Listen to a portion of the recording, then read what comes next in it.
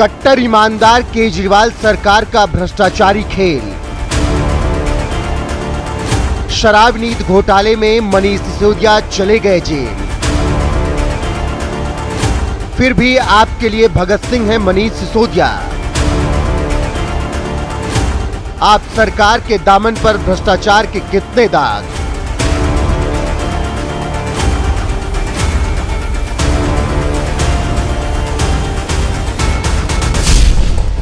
वो साल था 2011, जब देश में कांग्रेस नीति मनमोहन सरकार थी, जिस पर चारों तरफ से भ्रष्टाचार के आरोपों की बौछार हो रही थी। यहां तक कि भ्रष्टाचार में फंसे लालू यादव को बचाने के लिए मनमोहन सरकार ने कानून बदलने तक की पूरी तैयारी कर ली थी, जिसकी वजह से विपक्ष में बैठी बीजेपी जहां भ्रष्टाचारियों को बचाने के मुद्दे पर तत्कालीन कांग्रेस सरकार को घेर रही थी, तो वहीं दूसरी तरफ समाजसेवी अन्ना हजारे ने भी कांग्रेस सरकार पर भ्रष्टाचार के आरोप लगाकर देशव्यापी आंदोलन छेड़ दिया,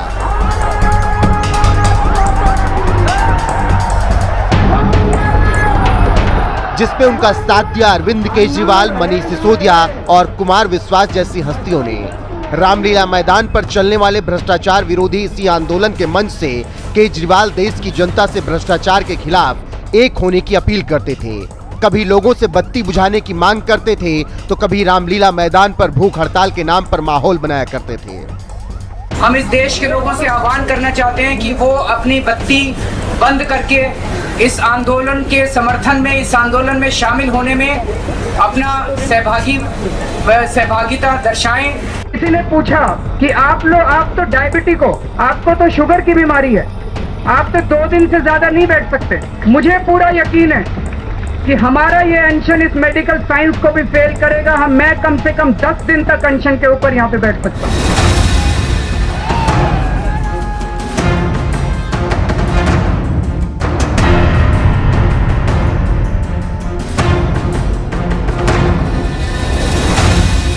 रामलीला मैदान पर चले आंदोलन के जरिए भ्रष्टाचार के खिलाफ आवाज उठाने वाले केजरीवाल, मनीष सिसोदिया, कुमार विश्वास जैसे लोगों ने बाद में अन्ना हजारे की मर्जी के खिलाफ जाकर एक नई पार्टी बना दी, जिसका नाम रखा गया आम आदमी पार्टी, जिसने आगे चलकर दिल्ली में सरकार बनाई। और सरकार बनते ही सीएम केजरीवाल कभी भ्रष्टाचार के खिलाफ हेल्पलाइन नंबर जारी कर रहे थे, तो कभी भ्रष्ट नेताओं की लिस्ट जारी कर रहे थे। मैंने बोला था कि दिल्ली में अगर आपसे कोई रिश्वत मांगे तो आप मना मत करना, उससे सेटिंग कर लेना और फिर हमें बताना, हम उसको रंगे हाथों पकड़वाएंगे। मैंने कुछ लिस्ट बनाई थी, देश के बेईमानों की लिस्ट बनाई थी। मैंने कुछ लिस्ट बनाई थी, देश के बेईमानों की लिस्ट बनाई थी।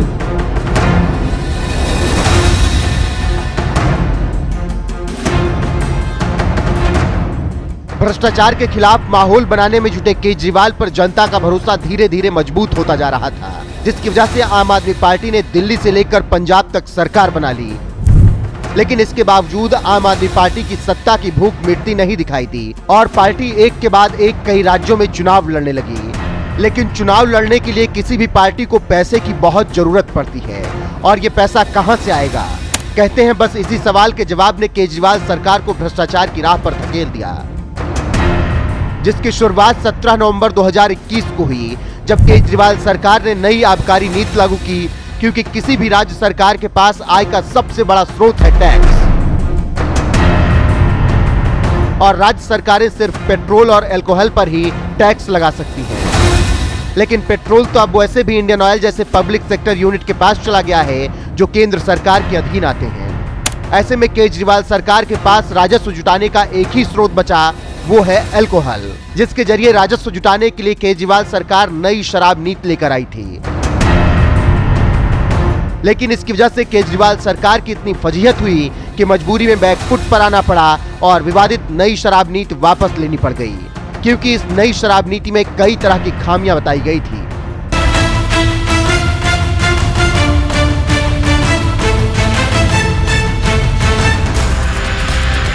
नई शराब नीति। पुरानी नीति में 60% दुकानें सरकारी थी और 40% ही निजी हाथों में थी, लेकिन नई नीति के तहत 100% दुकानों को निजी हाथों में दे दिया गया। नई नीति में दिल्ली में शराब पीने की कानूनी उम्र 25 साल से घटाकर 21 साल कर दी गई। इसे शराब को बढ़ावा देने के नजरिए से भी देखा गया। इंटरनेशनल एयरपोर्ट की ओपन शॉप और होटलों में 24 घंटे बिक्री हो रही है। यह सीमा सुबह के 3 बजे तक तय कर दी गई। शराब की दुकानें 150 वर्ग फीट एरिया में होती थी। नई नीति में सशर्त 500 वर्ग फीट की जगह तय की गई। इससे छोटे दुकानदारों को दिक्कत हुई, क्योंकि दुकानें बड़ी दिखने का असर भी कस्टमर पर पड़ता है। लाइसेंस धारक मोबाइल ऐप या सर्विस वेबसाइट के जरिए से ऑर्डर लेकर शराब की होम डिलीवरी कर रहे हैं। नई शराब नीति के तहत शराब की बिक्री बढ़ाने के लिए केजरीवाल सरकार ने राजधानी को 32 जोन में बांटा और इसके लिए 849 लाइसेंस आवंटित हुए। इसमें से करीब 650 दुकानें खुल गई, यानी हर जोन में 25 से 26 दुकानें। एक जोन के तहत 8-9 वार्ड शामिल किए गए। ऐसे में हर एक वार्ड में 3 शराब की दुकानें खोली गई, जिसके जरिए अब हर इलाके में शराब आसानी से उपलब्ध हो रही है और शराब को बढ़ावा मिल रहा है। इतना ही नहीं, दिल्ली में पहले 60% शराब की दुकानें सरकारी होती थी, जबकि 40% निजी हाथों में होती थी। लेकिन नई नीति के जरिए केजरीवाल सरकार ने यह सिस्टम ही खत्म कर दिया। यानी शराब बेचने का धंधा सिर्फ निजी लोग करेंगे, सरकार को बस राजस्व से मतलब होगा। लेकिन हैरानी की बात तो यह है कि इस नई शराब नीति के लागू होने के बाद शराब कारोबारियों की जहां चांदी हो गई, वहीं सरकार के राजस्व में कमी देखने को मिली। ये गणित आप ऐसे समझ सकते हैं जैसे 750 ml की बोतल पर शराब कारोबारी पहले 33 रुपए का फायदा कमा रहे थे, जबकि नई शराब नीति के बाद इसी बोतल पर कारोबारियों को 363 रुपए का फायदा हो रहा था। इतना ही नहीं, जांच एजेंसी ने दावा किया कि नई नीति के चलते सरकार के खाते में जाने वाली एक्साइज ड्यूटी को भारी नुकसान हुआ। पुरानी नीति के तहत सरकार को 530 रुपए की एक बोतल पर 223.89 रुपए मिलते थे। वहीं नई नीति के तहत एक्साइज ड्यूटी होलसेल प्राइस का सिर्फ 1% कर दी गई, यानी ग्राहकों को 560 रुपए में मिलने वाली बोतल पर सरकार को सिर्फ 1.88 पैसा एक्साइज ड्यूटी मिली।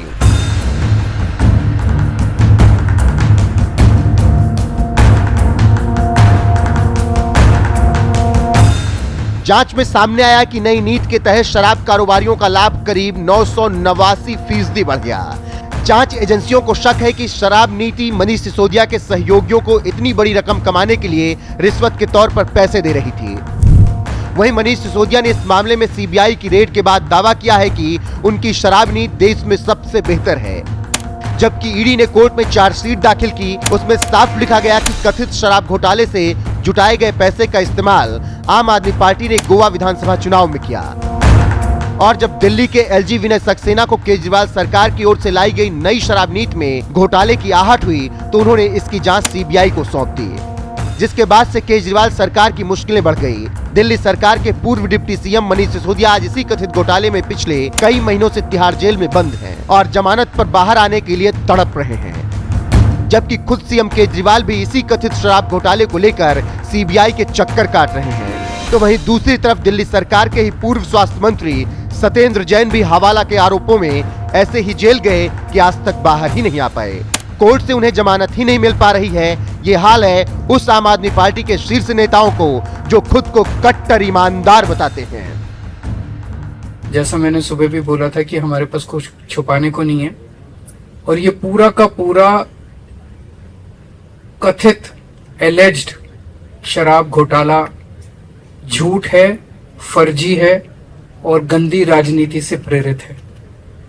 आम आदमी पार्टी एक कट्टर ईमानदार पार्टी है। ईमानदारी, कट्टर ईमानदारी हमारी बेसिक आइडियोलॉजी है, और किसी भी हालत में हम मर जाएंगे, मिट जाएंगे, लेकिन अपनी ईमानदारी के साथ कभी कॉम्प्रोमाइज नहीं करेंगे। और यही कारण है कि वो जबरदस्ती हमारे ऊपर कीचड़ फेंकना चाहते हैं। कट्टर की पहचान में लगे हुए हैं। वो हर काम बेईमानी भी कट्टरता से करते हैं। ये कट्टर लोग कहते हैं मर जा मोदी, वो कहते हैं मर जा मोदी। देश कह रहे हैं मत जा मोदी, मत जा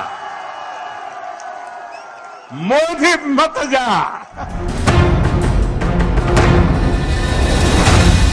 हद तो तब हो जाती है जब मुख्यमंत्री के दफ्तर में महात्मा गांधी की फोटो नहीं लगाने वाली आम आदमी पार्टी के सांसद राघव चड्ढा सीएम केजरीवाल को आज के जमाने का गांधी बता डालते हैं। जबकि खुद सीएम केजरीवाल तिहाड़ में बंद सिसोदिया की तुलना महान क्रांतिकारी भगत सिंह से कर देते हैं। आम आदमी पार्टी वाले उस मिट्टी के नहीं बने जो तुम्हारी जांच एजेंसियों से, तुम्हारे ईडी सीबीआई के समन से, तुम्हारे सर्च एंड सीजर मेमो से, तुम्हारी रेडों से, तुम्हारे जेलों से डर कर बैठ जाएंगे और कंबल ओढ़कर घर में सो जाएंगे। आम आदमी पार्टी वाले आंदोलन की कोख से जन्मे लोग हैं, मरते दम तक संघर्ष करेंगे और संघर्ष इस देश के अस्तित्व को बचाने के लिए, भारत देश को दुनिया का नंबर 1 देश बनाने के लिए। मुझे यह कहने में बिल्कुल भी हिचकिचाहट नहीं है कि अरविंद केजरीवाल जी मॉडर्न डे महात्मा गांधी हैं। Arvind Kejriwal is modern day Mahatma Gandhi with unimpeachable integrity. और अगर अरविंद केजरीवाल भ्रष्ट हैं तो इस दुनिया में कोई शख्स ईमानदार नहीं है। कोई अगर पढ़े लिखे प्रधानमंत्री होते तो मेरे को फोन करते, कहते अरविंद जी पार्टीबाजी छोड़ो, आप ये मनीष सिसोदिया को मेरे को दे दो, मैं इसको देश का शिक्षा मंत्री बनाऊंगा। बोलते कि नहीं बोलते? उन्होंने इनको पकड़ के जेल में डाल दिया। बताओ, मेरे को बड़ी तकलीफ हुई। अब मनीष सिसोदिया के लिए नहीं, मनीष सिसोदिया तो भगत सिंह है, जान ले लो उसकी, फांसी पे चढ़ा दो, खुशी खुशी देश के लिए फांसी पे चढ़ जाएगा।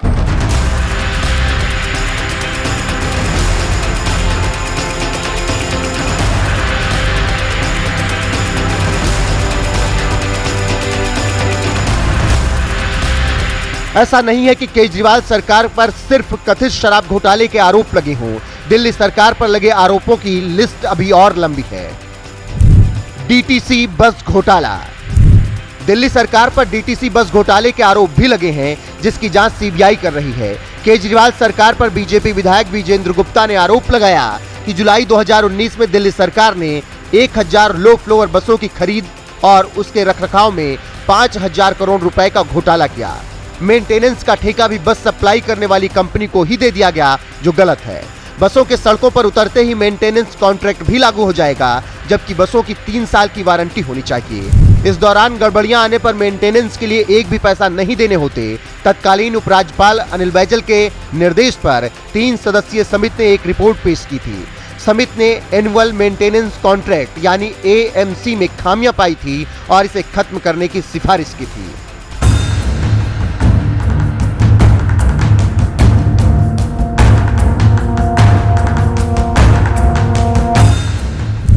क्लासरूम घोटाला। दिल्ली सरकार के सतर्कता निदेशालय ने 193 स्कूलों में 2405 क्लासरूम के निर्माण में 1300 करोड़ रुपए के घोटाले का आरोप लगाते हुए मामले की जांच केंद्रीय एजेंसी से कराने की सिफारिश की है। सतर्कता निदेशालय ने मुख्य सचिव को इस घोटाले की जांच रिपोर्ट सौंप दी है। साथ ही शिक्षा विभाग और लोक निर्माण विभाग के अधिकारियों की जिम्मेदारी तय करने की सिफारिश भी की गई है। सतर्कता निदेशालय की जांच में दावा किया गया है कि 2405 क्लासरूम के निर्माण में पैसों की हेराफेरी की गई। ये घोटाले का आरोप भी उस शिक्षा विभाग पर लगा है जो कभी मनीष सिसोदिया के पास था और जिनके नाम पर केजरीवाल पूरी दुनिया में शिक्षा क्रांति का ढोल पीटते हैं। केजरीवाल का रिश्तेदार गिरफ्तार। साल 2018 में रोड एंटी करप्शन ऑर्गेनाइजेशन नामक एक एनजीओ ने आरोप लगाया था कि अरविंद केजरीवाल ने अपने साढ़ू सुरेंद्र कुमार बंसल को 2014 से 2016 के बीच कई निर्माण कार्यों का सरकारी ठेका दिलाया था। इसमें कई फर्जी कंपनी बनाकर करोड़ों का काम दिखाया गया और फिर कागजों पर ही काम दिखाकर पैसे हड़प लिए गए। सुरेंद्र बंसल और पीडब्ल्यूडी अधिकारियों पर बोगस बिलों के जरिए करीब 10 करोड़ रुपए का घोटाला करने का आरोप लगाया था।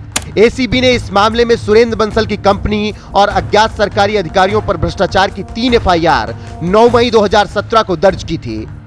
इस मामले में सुरेंद्र बंसल, उनकी कंपनी रेणु कंस्ट्रक्शन, कमल सिंह और पवन कुमार को नामजद किया गया था। जांच के बाद एसीबी ने विनय बंसल के खिलाफ मामला दर्ज करते हुए गिरफ्तार किया था।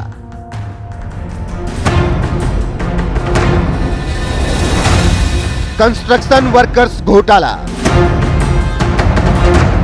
केजरीवाल सरकार ने 2 नवंबर 2022 को बोर्ड से पंजीकृत श्रमिकों को 5000 रुपए की सहायता राशि देने का ऐलान किया था। उन्होंने कहा कि दिल्ली में प्रदूषण को लेकर निर्माण कार्य पर रोक है, इसीलिए सहायता राशि दी जा रही है। लेकिन हैरानी की बात यह है कि इस मामले में भी केजरीवाल सरकार बुरी तरीके से फंस गई।